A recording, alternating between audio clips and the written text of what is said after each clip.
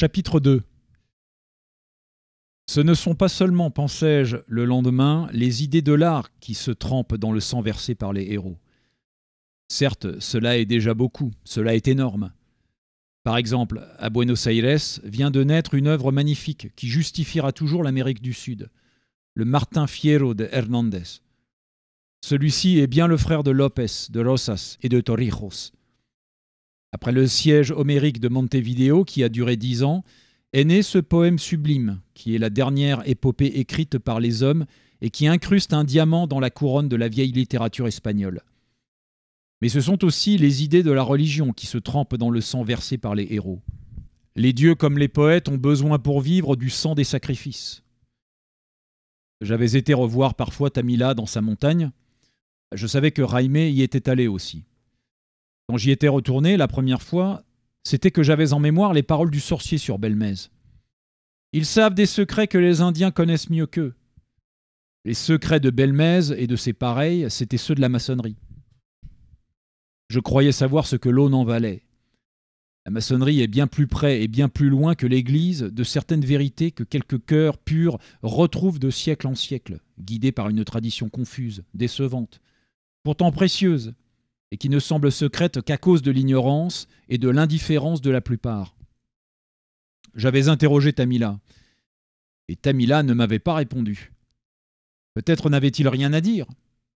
Peut-être tout son trésor ne consistait-il que dans quelques pratiques de magie dont il n'avait pas le sens entier. Y avait-il eu dans l'ancienne religion inca de vrais secrets, de vrais mystères, comme dans les autres religions anciennes? Et ces secrets s'étaient-ils gardés? Si Tamila ne les possédait pas, connaissait-il des Indiens qui les possédaient et qu'il ne voulait pas démasquer? Je me méfiais de moi-même, de la lassitude que j'avais rencontrée dans mes recherches théologiques et de l'espèce de révolte qui m'en venait, qui pouvait me mettre à la merci d'une séduction toute romanesque. N'avais-je pas pris pendant nos guerres et les négociations qui s'y enlaçaient le goût machinal des secrets qui n'en sont pas et qui ne sont composés que par l'intrigue la plus fortuite? J'avais renoncé à poser des questions directes à Tamila. Et m'attachant à ses plus humbles pratiques, j'avais essayé, gagnant de proche en proche, de saisir un fil qui m'aurait permis de remonter vers ses principes, s'il en avait. Mais je n'allais pas loin, et venait toujours un moment où il cessait de parler.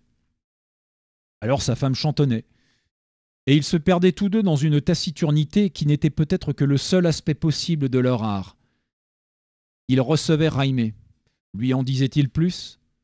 Pourtant, Jaime n'avait pas les moyens de pénétration que je possédais, la science des mots, l'habitude subtile des mots. Peut-être l'action. L'extrême responsabilité de l'action l'avait-il mis à même d'atteindre des ressorts qui se dérobaient à mon indolence, à mon incurable sollicitude. J'étais remonté seul sur la terrasse, et je voyais aux marches du temple la poussière, et dans cette poussière, le sang versé par Jaime dans ses guerres, et qui venait revigorer le basalte du vieux temple. De quelque manière, par ce sang, le mot Inca revivait. Ce n'était pas en vain que s'était levée sur la Bolivie la forme de Jaime Torrijos. Mais dans la demeure des dieux, il fallait préciser la forme du héros. La forme du héros invoquerait la forme du dieu. Si le dieu se dressait solennellement dans le temple par une sérieuse et longue invocation, la forme du dieu reparaîtrait. Le rite. Il faut que le rite s'accomplisse de nouveau. Il faut que dans le temple des ancêtres, le héros qui roule le sang des conquérants incas et le sang des conquérants espagnols, le héros qui charrie dans ses veines un nouveau baptême et un nouveau sacrement, enchaîne sa religion à l'ancienne religion. Le neuf naît de l'ancien qui fut si jeune. Notre vie à Jaime et à moi s'achève, mais elle n'est pas accomplie. Maintenant, il faut l'accomplir par la prière et le sacrifice. Cette idée qui remplissait mon cœur de pitié et de tendresse m'était venue grâce à un songe que j'avais eu pendant la nuit. J'avais revécu une scène à laquelle j'avais assisté pendant la révolte indienne ou pendant la guerre du Chili. C'était dans un village dévasté, dans une église en ruine. Il n'y avait partout que du sang et des cendres. De l'église, il ne restait qu'un pan de mur auquel un autel était encore adossé. Et au petit jour, un prêtre célébrait la messe, le sacrifice sur les ruines. Le sacrement retrouvait toute sa signification. La vie et la mort se conjoignaient dans cette hostie, cette victime élevée par le prêtre. Geste éternel de toutes les religions, le sacrifice. Le geste du sacrifice qui ne fait que ramasser et styliser le geste de la vie. L'homme ne naît que pour mourir, et il n'est jamais si vivant que lorsqu'il meurt. Mais sa vie n'a de sens que s'il donne sa vie au lieu d'attendre qu'elle lui soit reprise. Voilà la seule messe que je pouvais admettre.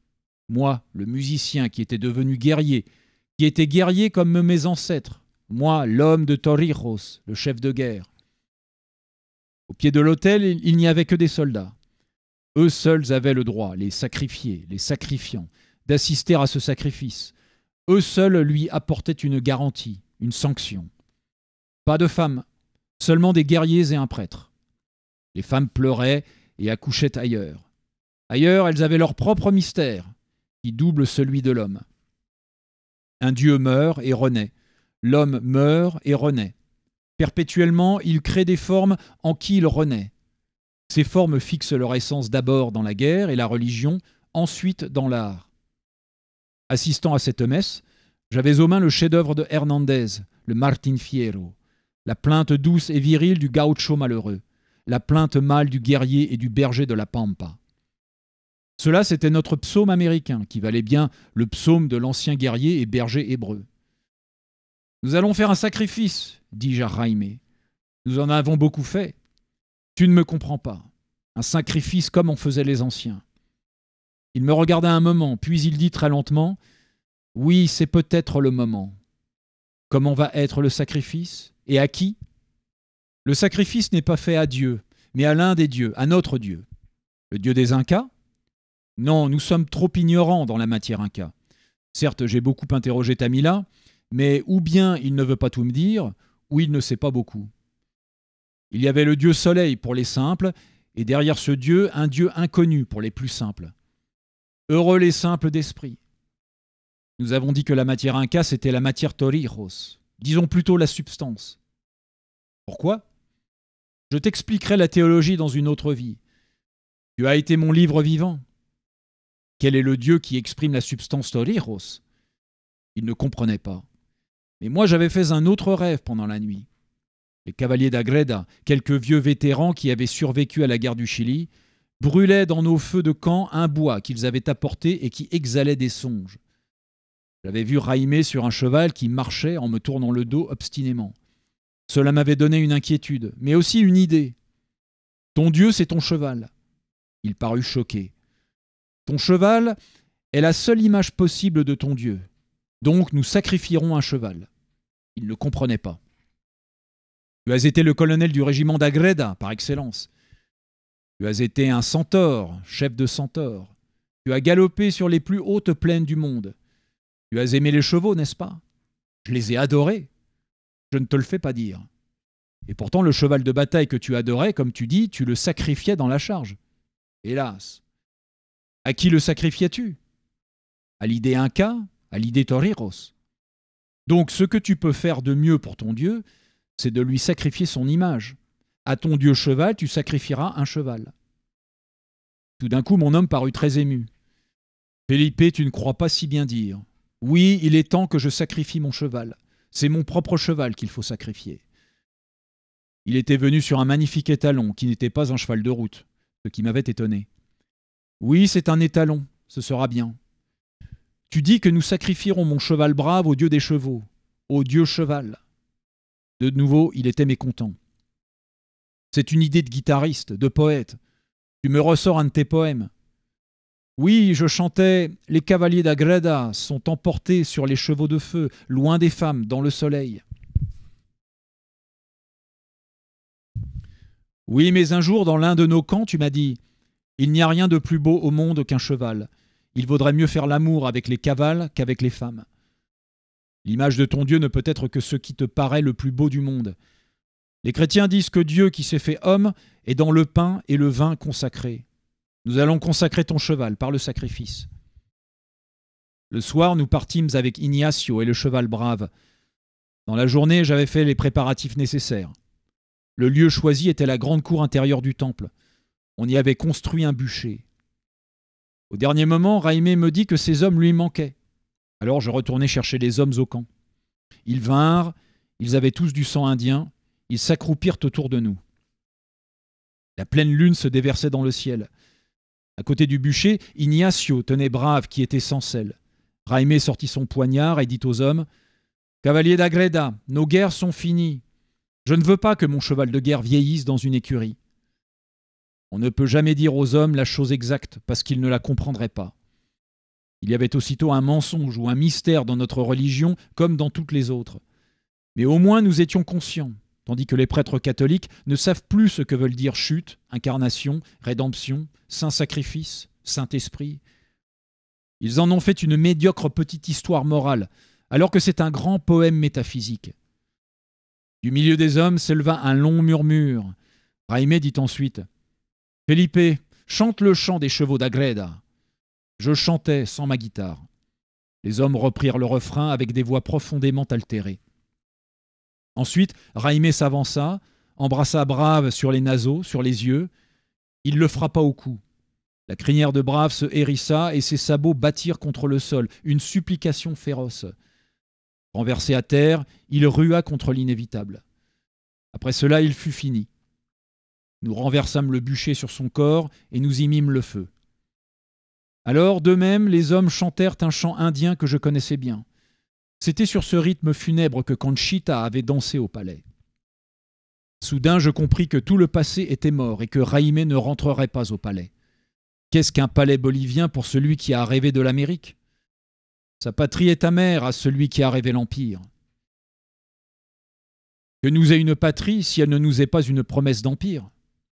Et puis maintenant, nous étions entrés dans une région où peu à peu l'idée même d'empire se perdait. Quand le feu fut consumé sur une odeur cruelle de chair brûlée, cette odeur dont nous nous étions saturés dans nos guerres, les hommes se levèrent.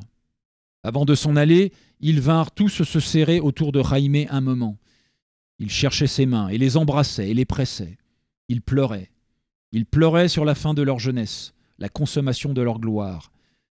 Nous les vîmes s'éloigner un à un parmi les ruines. Ils ne savaient pas qu'ils foulaient la gloire de leurs ancêtres. Jaime et moi, nous restâmes assis auprès d'un tas de cendres malodorantes. C'était ce que nous avions voulu. Nous étions épuisés et satisfaits. J'avais eu une bonne idée qui avait prolongé et achevé l'idée que Jaime avait eue de ce pèlerinage. Nous avions solennisé, nous avions célébré, nous avions sacrifié. Certes, songeais-je en moi-même, le sacrifice du cheval n'exclut pas le sacrifice de la messe, et nous pourrions avoir à la pointe du jour une messe dans ce temple. Dans ce temple consacré au soleil, nous verrions l'ostensoir d'or s'élever dans les rayons de l'aube. Les Incas savaient profondément que Dieu est derrière les dieux et qu'il n'y a l'indicible derrière le cheval et derrière le soleil. Connaissant la théorie universelle et fondamentale du sacrifice, ils connaissaient le sacrifice de la messe, qui n'en est qu'un des aspects.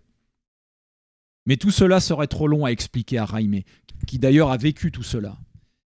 Car qui honorera Dieu qui se sacrifie si ce n'est le héros couvert de sueur ? Nous restâmes dans le temple, enveloppés dans nos manteaux, nous dormîmes l'un près de l'autre, à côté des cendres de notre double destin. Chapitre 3. Je vais m'en aller, Felipe. Je ne rentrerai pas à La Paz. Oui, j'ai compris cette nuit que tu ne retournerais pas à La Paz. Je te remercie de m'avoir emmené jusqu'ici. Tu as pris des dispositions à La Paz ? J'ai désigné Fernandez pour mon successeur, hélas. Oui, hélas. Le peuple ne l'acceptera pas. Fernandez t'a aimé, mais trop étroitement. Il ne sera pas obéi quand tu ne seras plus là pour le commander. Il est ennuyeux, inhabile. Il sera renversé. Que je me retire aujourd'hui ou dans 10 ans, ce sera la même chose. C'est vrai. Je ne peux plus donner à la Bolivie que de la prospérité. Cela peut-être prépare les choses pour un autre, plus tard. Il ne faut pas trop me demander. Ou plutôt, il ne faut pas te demander moins que tu ne peux donner. J'ai fait mon temps. Je ne voulais pas lui demander ce qu'il allait faire. J'attendais qu'il me le dise. Je vais m'en aller seul vers le nord, vers l'Amazone. Tu vas entrer dans des déserts inexorables. Il se peut. Quand j'étais enfant, je rêvais de ces régions inconnues. Je serai l'homme qui aura essayé tous ses rêves. Après tout, je n'en avais pas tant. On dit que des Incas fugitifs se sont réfugiés par là, il y a 4 siècles. Peut-être. Nul ne peut les approcher. Qui sait? Je ne lui dis rien de plus là-dessus. Je n'étais pas étonné. Cet homme qui m'avait étonné ne pouvait plus m'étonner. Et c'était sans doute pourquoi il s'en allait. Nous n'étions plus à un âge où l'on étonne ou s'étonne. Chacun de nous ne pouvait plus marcher que dans ses pensées de toujours. Tu te rappelles Don Benito? Je l'avais oublié depuis quelques années. Maintenant, j'y repense. Oui, je fais un peu comme lui. Je lui dois bien cela. C'était un homme d'une discrétion parfaite. Nous dînâmes au camp avec les hommes, comme si de rien n'était. Mais les hommes étaient tristes à mourir. S'ils avaient su, ils auraient voulu que Jaime les emmenât avec lui. Mais ils auraient mieux supporté la mort que l'exil. Car que peut faire un homme simple loin de sa patrie? Et même un homme qui tente les hauteurs regrette toujours sa patrie. Jaime regretterait sa patrie, et moi je la regrette. Jaime partait à pied. Il avait pris un mince bagage, pas d'armes si ce n'est un couteau. Je l'accompagnai hors du camp. Il me permit de marcher 1 heure près de lui. Mon cœur était gros, et je me demandais soudain pourquoi Jaime ne me permettait pas de l'accompagner. Quelle dureté! Comme il avait toujours été dur envers moi. Mais je l'avais mal aimé, mal servi. Et l'amitié doit être consommée comme l'amour. D'ailleurs, il se renonçait, il lui fallait bien me renoncer aussi. Il ne s'agissait plus de lui, ni de moi, ni de nous. Il s'agissait d'autre chose. Je pleurais. Il pleurait aussi. Cela me faisait un bien épouvantable. J'avais pleuré 2 fois dans ma vie depuis que j'étais un homme, quand j'avais découvert ma laideur dans les yeux d'une femme, et le jour où j'avais compris que nous avions perdu la guerre et que l'Empire ne serait pas. Nous pleurions tant que nous nous assîmes. Le temps des empires viendra, console-toi, Jaime. Longtemps après, il dit « J'ai été aimé et j'ai beaucoup aimé. On m'a donné beaucoup de sang et de larmes. J'en ai donné aussi, et je donnerai maintenant tout ce qui me reste. Jaime, ne me laisse pas. Tu quitteras la Bolivie, tu iras en Europe. J'ai préparé un peu d'argent pour toi à La Paz. Tu iras voir tout ce que tu aimes là-bas, et tu écriras tout ce que tu as aimé ici. Tu témoigneras. » Il ajouta « Tu sais bien, mon vieux, que nous ne pouvons plus rien l'un pour l'autre. Et nous sommes de ceux qui veulent mourir les yeux clairs. Il est temps que nous mourions l'un à l'autre comme à tout ce que nous avons aimé. » J'eus encore un accès de futilité, de curiosité. Je lui demandai « Vas-tu rejoindre les Incas ?» Il haussa les épaules. Nous pleurâmes encore. Mais à la longue, nous nous lassâmes de pleurer. Alors il put partir. Je regardais le dos de cet homme derrière lequel j'avais marché pendant 20 ans. L'homme à cheval était à pied.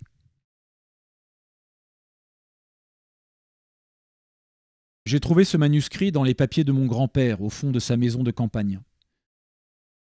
Je me rappelle qu'il m'avait parlé souvent d'un vieil ami à lui, un Sud-Américain, bolivien ou patagon.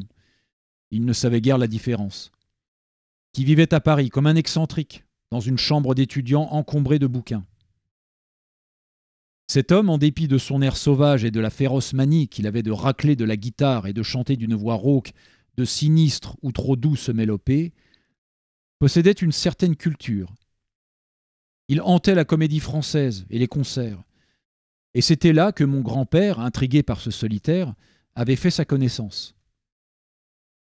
Quand le vieux Felipe mourut, il n'y eut personne à son enterrement, sauf mon grand-père et quelques étranges personnages qu'il ne connaissait pas.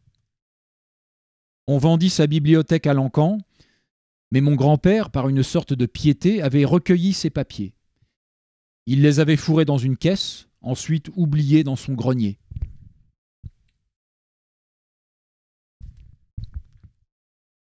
Mon grand-père avait le soupçon que ce sauvage était sans doute un farceur, non pas sud-américain, mais espagnol d'Espagne, réfugié politique. Qu'aurait-il dit s'il avait lu le manuscrit intitulé « Fragments de mémoire sur Jaime Torrijos », rédigé par son frère? En effet, il n'y a pas eu de Jaime Torrijos, selon l'histoire, et ce récit, qui renferme de monstrueuses inexactitudes, semble avoir été écrit par quelqu'un qui n'a jamais mis les pieds en Bolivie, qui tout au plus en a rêvé.